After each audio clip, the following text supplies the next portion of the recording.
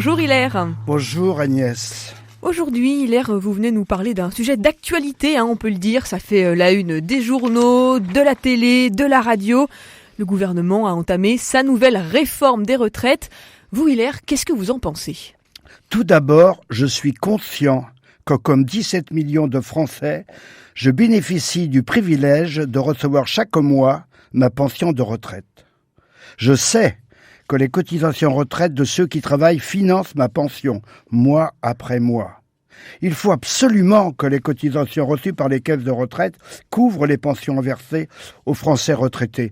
Vous imaginez, ce sont 29 millions d'actifs qui cotisent pour assurer la retraite de 17 millions de retraités. Il faut les cotisations de moins de 2 actifs pour financer un retraité. Ce n'est pas simple. L'équilibre recettes-dépenses est essentiel. Ainsi, des réformes ont eu lieu en 2003, puis en 2010 et enfin en 2014. Depuis 20 ans, c'est donc un casse-tête pour les gouvernements successifs de maintenir coûte que coûte l'équilibre du système de retraite par répartition. La France est championne de la retraite par répartition. Mais aussi d'où la volonté de réforme du gouvernement Macron. Oui, c'est un sujet très chaud qui mérite de bien comprendre les enjeux avant de descendre dans la rue. En 2017, le gouvernement avait un projet de fusion des 40 caisses de retraite et de réforme totale du système. Ce projet, épris d'une grande justice, était simple.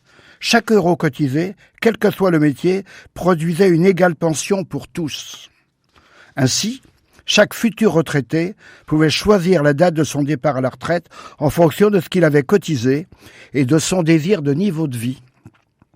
C'est une réforme audacieuse qui supprimait les privilèges bien établis. Malheureusement, la crise des gilets jaunes et du Covid ont perturbé le projet qui a fini par être abandonné. Abandonné, en janvier dernier, Hilaire, l'actuel gouvernement d'Elisabeth Borne a bel et bien présenté sa nouvelle réforme. Oui, c'est vrai.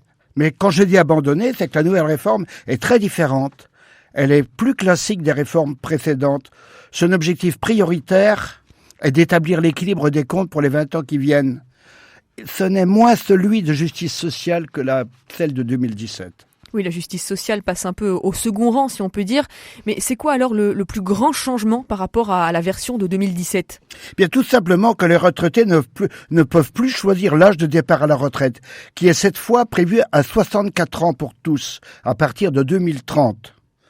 Des aménagements resteront en place pour la pénibilité et les carrières longues. Malgré la mesure sociale d'un minimum retraite, ce qui est une belle mesure, à 85% du SMIC, soit 1200 euros bruts. Tiens, par exemple, Christine est née en 1963, elle devra travailler 9 mois de plus. C'est déjà long d'attendre 63 ans, me disait-elle. 9 mois de plus, c'est long, et mon mari est à la retraite depuis 15 ans. Il m'attend avec impatience que nous puissions tous deux profiter de la retraite. Alors la volonté du gouvernement de repousser cet âge légal de départ à la retraite de 62 à 64 ans, on peut dire, Hilaire, que ça passe pas trop auprès des Français, au moins en apparence. Au Mans, qu'est-ce que vous avez pu observer, vous, Hilaire ?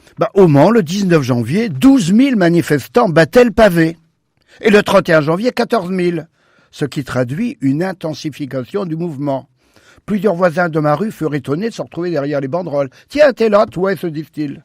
Ma voisine Nelly, 59 ans, précise. Apprendre qu'on veut nous faire travailler 2 ans de plus. Oh, ça met un coup au moral. Au début du mois de février, il y avait 70% des Français étaient opposés à la réforme, qu'ils soient actifs ou retraités.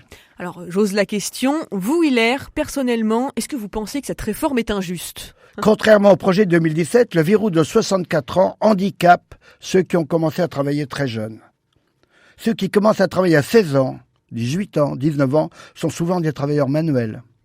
Ces millions de Français qui exercent des tâches physiques sont aussi eux dont l'espérance de vie est la plus courte. Hilaire, vous avez des informations à ce sujet, d'ailleurs ? Oui. Au sujet de l'espérance de vie, les démodères, le 1 que je lisais récemment, celui du 11 janvier, précise que les 5% des Français les plus riches vivent en moyenne 13 ans de plus que les 5% des Français les plus pauvres. 13 ans, c'est beaucoup. Je crois que pour être acceptée, la nécessaire réforme doit tendre vers plus de justice sociale. Mais alors, est-ce que vous pensez quand même que cette réforme est nécessaire ou pas ? Écoutez, aujourd'hui, 1,7 travailleurs finance un retraité. Donc demain, le nombre de retraités va augmenter et le nombre de travailleurs va diminuer. On va arriver d'ici peu de 1 travailleur pour un retraité. Nous devons collectivement trouver des solutions pour sauver notre système de retraite par répartition. Oui, mais cette question des retraites dans les pays, on va dire, du Nord, pays développés, elle est universelle. Les autres pays, nos voisins européens, comment ils font, eux ? Écoutez, l'âge de retraite en Espagne est de 65 ans. En Allemagne, 67 ans. En Italie, 67 ans. Alors, j'adhère au propos de Jacques Julliard dans le Marianne du 8 février, et je le cite. Il dit « Je dis pouce au gouvernement et aux opposants pour les retraites. Serait-il imaginable de demander aux deux partis de défendre leurs positions respectives au sein d'une renégociation générale ?» Voilà ce que dit Jacques Julliard. Alors, ras-le-bol des bagarres. Mettez-vous autour de la table, ça doit être possible en démocratie de discuter entre le gouvernement plutôt que faire la grève et chercher ensemble des solutions. Écoutez, on l'espère, Hilaire, on espère aussi que cet appel sera entendu. Merci pour cette chronique bien ancrée dans l'actualité. Vous êtes un vrai chroniqueur d'actu, Hilaire. Chaque semaine, vous arrivez à nous le prouver. Merci à vous, on vous dit à très bientôt. À très bientôt.